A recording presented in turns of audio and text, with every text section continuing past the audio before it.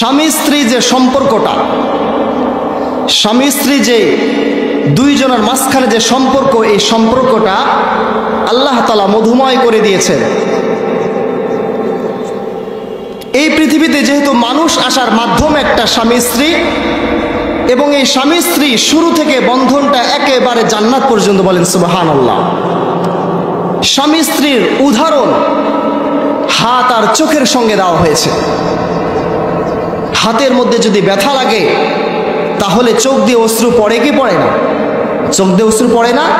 আবার সেই অশ্রু, সেই পানি মুছে দেওয়ার জন্য হাতের প্রয়োজন আছে না নাই? আছে। সুতরাং স্বামী স্ত্রী হচ্ছে চোখ আর হাতের মতো। যদি হাতের মধ্যে ব্যথা লাগে তো চোখ দিয়ে অশ্রু ঝরে, আর সেই অশ্রু মুছে দেওয়ার জন্য হাতের প্রয়োজন আছে। ঠিক আল্লাহ রাব্বুল আলামিন এই স্বামী স্ত্রী সম্পর্কটাকে পোশাকের সঙ্গে তুলনা করেছেন।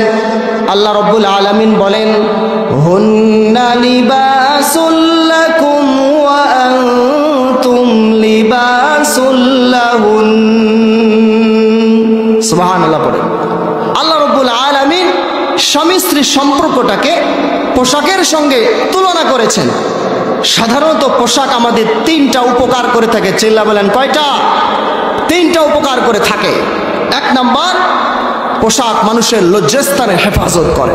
চিল্লা বলেন ঠিক কিনা? পোশাক মানুষের লজ্জাস্থানে হেফাজত করে।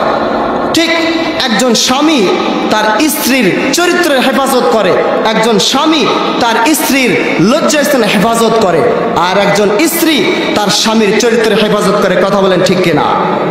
তাহলে আল্লাহ তাআলা এখানে হুন্না লিবাসুল লাকুম ওয়া আনতুম লিবাসুল লাহুন্না, পুরুষদেরকে বলে দিলেন, ও পুরুষেরা শোনো, তোমরা হচ্ছে নারীদের জন্য পোশাক স্বরূপ, আর ও মহিলারা তোমরা শোনো, তোমরা হচ্ছে পুরুষদের জন্য পোশাক স্বরূপ। তাহলে এক নম্বর যেই উপকারটা পোশাকের আমরা, যা আমাদের চরিত্রের হেফাজত করে। আপনি যদি পোশাক ছাড়া রাস্তায় ঘুরেন তাহলে আপনি কি লজ্জাস্থান ঢাকা থাকবে? আপনি কি লোকেরা কি আপনাকে সম্মান করবে নাকি পাগল বলবে? এই জন্য পোশাকের এক নম্বর ফায়দা হচ্ছে আপনার লজ্জাস্থানে হেফাজত করে। দুই নম্বর পোশাকের ফায়দা হচ্ছে সৌন্দর্য দেখায়। বিভিন্ন ডিজাইন, বিভিন্ন ধরনের পোশাক যখন আপনি পরিধান করবেন তখন আপনার সৌন্দর্যটা বাড়িয়ে যাবে। ঠিক কিনা?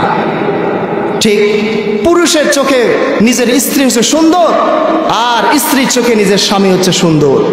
এই সম্পর্কটা তৈরি করে দিয়েছেন কে? চিল্লা বলেন কে? আল্লাহ। তিন নম্বর পোশাক যে ফায়দাটা আমাদেরকে দেয়, কমফোর্ট। এই যে শীতের মধ্যে আমরা ব্লেজার পরে আছি, কোটি পরে আছি, জ্যাকেট পরে আছি, বিভিন্ন জন চাদর পরিধান করে আছেন, মা বোনেরা বিভিন্ন সোয়েটার, বিভিন্ন ধরনের শীতের বস্ত্র পরে আছেন। এই শীতের কাপড় পরার কারণে আপনার দেহের মধ্যে একটা প্রশান্তি, একটা আরাম লাগতেছে কিনা? পোশাকের কারণেই তো লাগতেছে।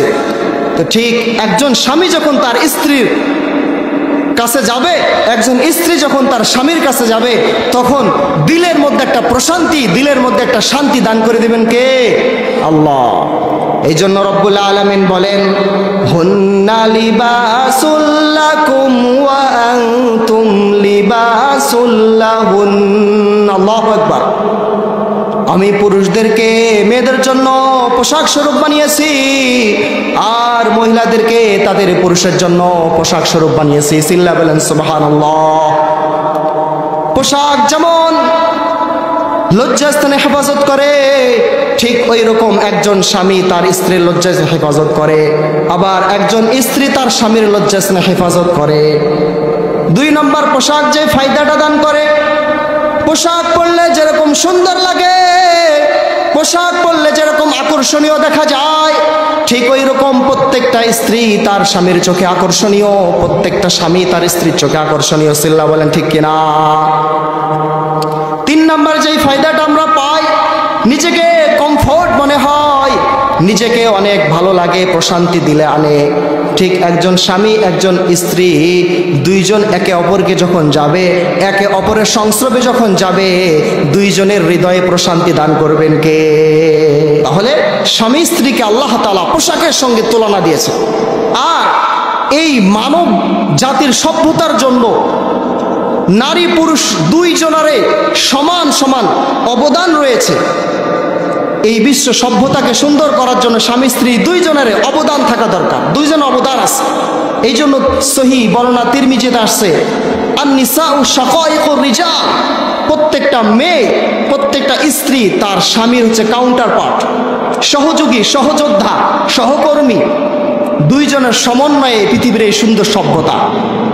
এই জন্য কবি কাজী নজরুল ইসলাম সুন্দরভাবে বলে দিয়েছেন, এ বিশ্বে যাহা কিছু সুন্দর চিরকল্যাণকর, অর্ধেক তার করিয়েছে নারী, অর্ধেক তার নর। দুইজনের সমন্বয়ে এই পৃথিবীর সভ্যতা।